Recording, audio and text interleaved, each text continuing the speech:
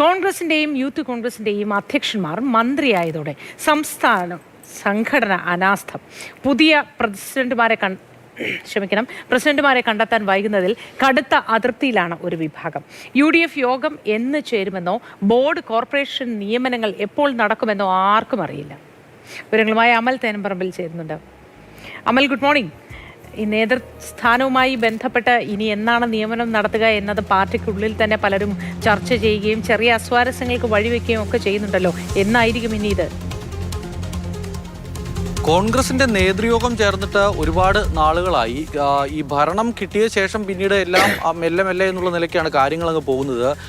ഭരണം കിട്ടാൻ കാണിച്ച ആവേശമൊന്നും അതിനുശേഷം പിന്നീട് മറ്റ് കാര്യങ്ങളിൽ ഉണ്ടാകുന്നില്ല എന്നുള്ള വിമർശനം ശക്തമാണ്. പ്രത്യേകിച്ചും ഈ 10 വർഷത്തിന് ശേഷം അധികാരത്തിലേക്ക് എത്തിയതാണ്. 10 വർഷം പുറത്തിരുന്നതാണ്.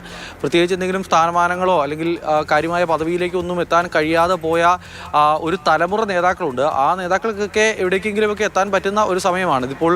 ചില ആളുകൾ MLA ആയി, ചില ആളുകൾ മന്ത്രിമാരായി എന്നതിനപ്പുറത്തേക്ക് മറ്റ് ബോർഡ് കോർപ്പറേഷൻ അടക്കമുള്ള സ്ഥാനങ്ങളിലേക്കൊക്കെ വരാൻ ആഗ്രഹിച്ചിരിക്കുന്ന ഒരുപാട് ആളുകളുണ്ട്. അതോടൊപ്പം തന്നെ ഈ പ്രധാനപ്പെട്ട തസ്തികകളിലേക്കൊന്നും നിയമനം പോലും നടക്കുന്നില്ല എന്നുള്ളൊരു കാര്യം കൂടി അവിടെ നിൽക്കുന്നു. അത് തസ്തിക എന്ന് പറഞ്ഞ് അതിനെ ചെറുതാക്കി കാണണ്ട. PSCയിൽ കിടക്കുന്ന 5 ഒഴിവുകളുണ്ട്. ആ 5 ഒഴിവുകൾ ഇത്രയും അധികം പ്രശ്നങ്ങൾ PSCയിൽ നിൽക്കുമ്പോൾ പോലും UDFിൻ്റെ ഭാഗമായി നിൽക്കുന്ന കുറച്ച് ആളുകളെ അവിടേക്ക് എത്തിക്കാൻ പറ്റുന്ന ഒരു കാര്യമാണ്. പക്ഷേ അതിന് തീരുമാനമെടുക്കാൻ കഴിയുന്നില്ല. UDF യോഗം ചേരാത്തതാണ് അതിന് പ്രധാനപ്പെട്ട ഒരു കാരണം. UDF യോഗം ചേർന്നാൽ മാത്രമേ ഈ വീതം വെപ്പ് ഒന്ന് പൂർത്തിയാകൂ, മുന്നണിക്കുള്ളിലെ വീതം വെപ്പ് പൂർത്തിയാകൂ. അങ്ങനെ വന്നാൽ മാത്രമേ അതിൽ കോൺഗ്രസ് എത്ര, ലീഗ് എത്ര, കേരള കോൺഗ്രസ് എത്ര, RSP എത്ര എന്നുള്ള വീതം വെപ്പ് കഴിഞ്ഞാൽ മാത്രമേ അവിടങ്ങളിലേക്കുള്ള ഈ ബോർഡ് കോർപ്പറേഷൻ അതോടൊപ്പം തന്നെ PSC അടക്കമുള്ള സംവിധാനങ്ങളിലേക്കുള്ള നിയമനങ്ങളുടെ കാര്യത്തിൽ ഒരു തീരുമാനം ഉണ്ടാകൂ. അതിങ്ങനെ നീണ്ടു പോവുകയാണ്. അതിനും അപ്പുറത്താണ് KPCC അധ്യക്ഷൻ ഇപ്പോൾ മന്ത്രിയായിരിക്കുന്നു. അപ്പോൾ സണ്ണി ജോസഫിന് പകരം മറ്റൊരാൾ വരേണ്ടതുണ്ട്.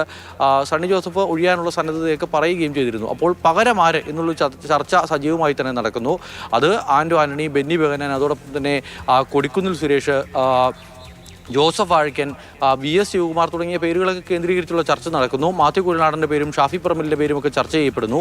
അപ്പോൾ നിലവിലേതെങ്കിലും സ്ഥാനമാനങ്ങൾ വഹിക്കുന്ന ആളുകൾ എത്തുമോ, അതോ പുറത്തുനിന്നുള്ള ആളുകൾ ആരെങ്കിലും എത്തുമോ തുടങ്ങിയ ചർച്ചകളൊക്കെ നടക്കുകയാണ്. OJ ജനീഷ് പദവി ഒഴിയാനുള്ള സന്നദ്ധത അറിയിച്ചു. പക്ഷേ പകരം യൂത്ത് കോൺഗ്രസ് അധ്യക്ഷനെ ഇതുവരെയും കണ്ടെത്താൻ കഴിഞ്ഞില്ല. ജനീഷ് കുറച്ചു കാലം കൂടി തുടരും എന്നുള്ളതാണ് ഇപ്പോൾ മനസ്സിലാക്കുന്നത്. ആകെപ്പാടൊരു മാറ്റം ഉണ്ടാകുന്നത് KSUവിൽ മാത്രമാണ്. KSUവിൽ അധികം വൈകാതെ തിരഞ്ഞെടുപ്പ് നടക്കും എന്നുള്ളതാണ് നമുക്കിപ്പോൾ മനസ്സിലാക്കാൻ കഴിയുന്നത്. എന്തായാലും ഇങ്ങനെ ഈ കാര്യങ്ങളൊക്കെ നീണ്ടു പോകുന്നതിൽ നേതാക്കളുടെ ഒരു വിഭാഗത്തിന് എന്തായാലും കടുത്ത അതൃപ്തിയുണ്ട്. മോദി.